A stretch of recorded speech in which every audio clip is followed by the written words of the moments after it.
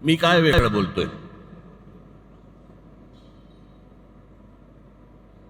त्यावेळेला ते गुजरातचे मुख्यमंत्री होते, त्यावेळेस त्यांचं भाषण आहे.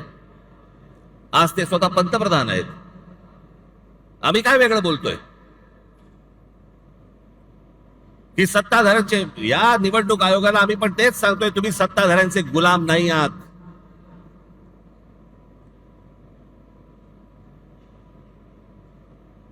नरेंद्र मोदीजी त्यावेळेला म्हणत होते की तुम्ही सत्ताधाऱ्यांचे गुलाम नाही आहात.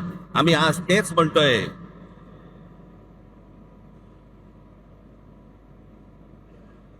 आणि ह्याची हिंमत पर्यंत कुठपर्यंत गेली आता इथे महाराष्ट्रामध्ये?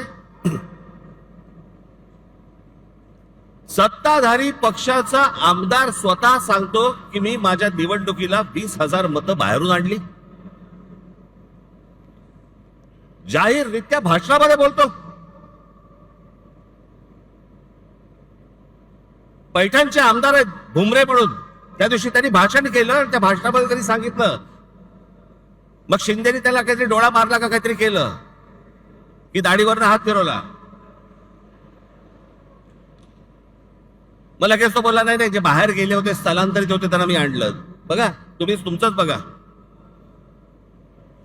पैठणचे आमदार विलास बापू भुमरे यांनी भाषणामध्ये बोलताना त्यांनी विधानसभा निवडणुकीत 20,000 मतदार हे बाहेरून आणले असं सांगितलं.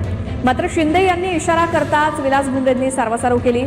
मतदान बाहेरून आणलं म्हणजेच स्थलांतरित मतदार होते, त्यांना मतदान करण्यासाठी विधानसभेच्या वेळी आणलं असा खुलासा किंवा सारवासारव त्यांनी केली. त्यानंतर सभागृहामध्ये एकच हशा पिकला.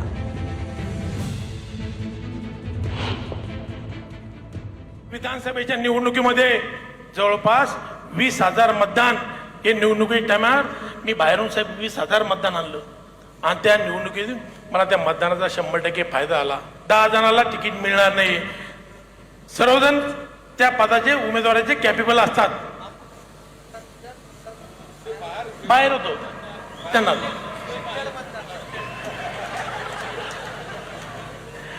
माझ्या मतदारसंघातलं 20,000 मतदान हे बाहेर स्थलांतरित झाले होते. त्या लोकांना मी मतदानाच्या दिवशी घेऊन आलो असेल.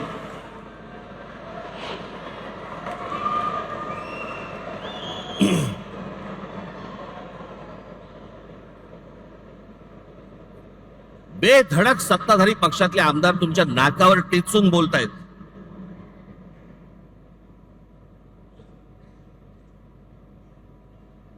महाराष्ट्रातल्या सगळ्या मतदारांचा अपमान हे भर व्यासपीठावरती करतायत की आम्ही 20,000 मतदान बाहेरून आणलं. प्रत्येकाने सांगले आहेत. त्यातच सत्ता उभी राहिली.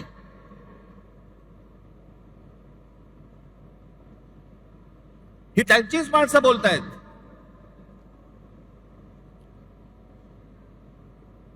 आणि निवडणूक आयोगामध्ये घोळ आहे, निवडणूक आयोगाच्या यादीमध्ये घोळ आहे. हे बोलणारे कोण आहेत आता? आम्ही तर आहोत.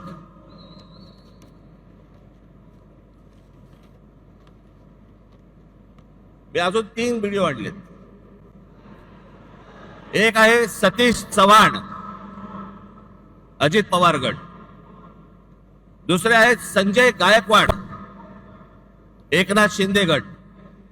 आणि तिसरे आहेत मंदा म्हात्रे, हे भाजपचे आहेत. हे तिघेही आमदार आहेत. तिघेही आमदार आहेत. हे तिघेही काय बोलतात ते ऐका. या सगळ्या संदर्भात सत्ताधारी आमदारांनी नेमकं काय म्हटलंय बघूयात. गंगापूर विधानसभा मतदारसंघात जवळपास 36,000 नावे दुबार आलेली आहेत. खरं तर मतदार यादीपासून ते निवडणूक निकाल लागेपर्यंत सगळे काम पारदर्शकपणे पार पडण्याचं काम हे निवडणूक आयोगानं करणं अपेक्षित आहे. त्यांच्या डिप्टीला महसूल खात्याची मशिनरी असते. परंतु ही दुबार नावे शोधण्याचं काम हे राजकीय पक्षाचे कार्यकर्ते करू लागले. विशेषतः रांजणगाव शंकुनी सारख्या वसाहतीमध्ये मोठ्या संख्येने मतदानाची दुबार नावे आहेत. मयत झालेल्या एक प्रसिद्ध व्यक्ती आहे, माजी पंचायत समिती सदस्य गंगापूर. मयत होऊन 13 वर्षे झाले. नाव आहे लोकरे रघुनाथ रखमाजी. अजूनही नाव मतदार यादीत आहे. असे हजारो मयतांची नावं या मतदार यादीत आहेत. आगामी बुलढाण्यामध्ये जवळपास कलेक्टर साहेबांना 4,000 डबलची नावं ही बोगस असल्याचं आम्ही कळवलेलं आहे, लेखी कळवलं आहे. काल महाराष्ट्र राज्याचे निवडणूक आयोग दिनेश वाघोले साहेबांना मी फोन केला की अशा प्रकारचे बोगस नावं आहे आणि काही 30-30 वर्षापासूनचे लोक इथे राहून गेलेत, अधिकारी राहून गेलेत, त्यांचे देखील नावं तसेच आहेत आणि मृत्यू झालेले देखील. हा आकडा जिल्ह्यात जर विचार केला तर लाखापेक्षा अधिक हा आकडा आहे. आणि निवडणूक आयोग म्हणतो नाव काढू नका. अरे ही जी डबल नाव ही तुम्ही काय काढत नाही? असा कोणता या भारताचा कायदा आहे, कोणतं संविधान असतं की असे बोगस नावं तुम्ही कायम ठेवतात? मृत्यू पावलेल्यांची नावं तुम्ही टाकत नाही. 25 जुलैला तुम्ही सांगितलं की नाव काढू पण नका पण टाकू नका. कालपर्यंत जे मुलं तरुण झाले, वयात आले, ज्यांना मतदानाचा अधिकार प्राप्त झाला, तुम्ही त्यांचा अधिकार हिसकून घेत नाहीये का? गेले 15-20 वर्ष जवळजवळ मी सातत्याने ही दुबार नावं असतील किंवा बोगस नावं असतील यासाठी मी कलेक्टर असतील, निवडणूक अधिकारी असतील यांच्याकडे प्रयत्न करत होते. ही ठराविक लोक असतात, ही पैसे घेऊन नोंदणी तर करतात आणि लोक इकडनं तिकडनं गावाकडनं आणून सकाळ सकाळ ते मतदान करूनही ते जातात. त्यामुळे उमेदवाराला त्याचा फटका बसू शकतो. आता isakal.com आहे देशातील नंबर 1 ची मराठी न्यूज वेबसाईट. प्रत्येक अपडेटसाठी isakal.com ला नक्की भेट द्या.